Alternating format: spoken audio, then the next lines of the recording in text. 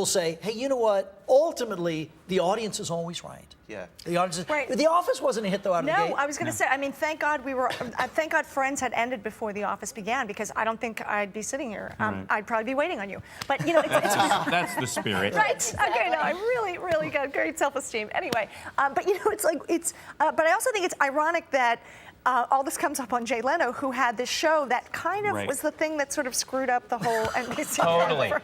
And Conan, arguably, who he was having all this mash with, stunk for the first 2 years, essentially. Like it was on these 13-week cycles, and people said every 13 weeks they're going to get rid of the show. Yeah, it's very awkward, and he's not warm, and there was a narrow. I was one of the narrow crowd that really liked what he was doing, but I knew where he was going, not where he was. And if you're just going on where an audience, you know, picks up a show right at the front, like I like the show or I don't like the show, it's completely unfair to the creative heart that creates the show. The attention span of the audience, because again we have so much at our fingertips. I don't know though. Instantly.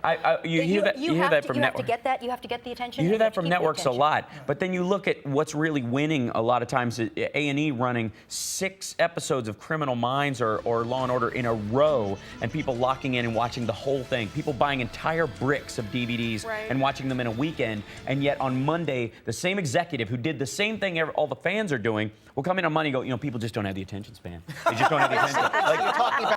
I just watched 9 hours of that show on Saturday. That's how I was with Carnival. It's like I didn't watch one episode when it was airing, and we watched the entire thing in 2 nights. We also want it when we want it. To evolve. This is like no one's listening to what the real people are doing. I mean, that you bring up a point, and it's a new way to watch a show. It is, and also if the corral, if there were more shows in the corral, I mean, if they only have 2 or 3 shows to pick from. If you're Tuesday and 7 and your Thursday at 8 are the only things that are up for grabs this year, and you have all these studios with all these great creative people coming up with 8 episodes and then trying to shoehorn them into these 2 slots. The 2 that get in there don't match the demographic spot that those networks have built. Doesn't mean the other stuff was crap or if that stuff even deserved to go there. That's the problem with the issue. You know, and that's why the show went away.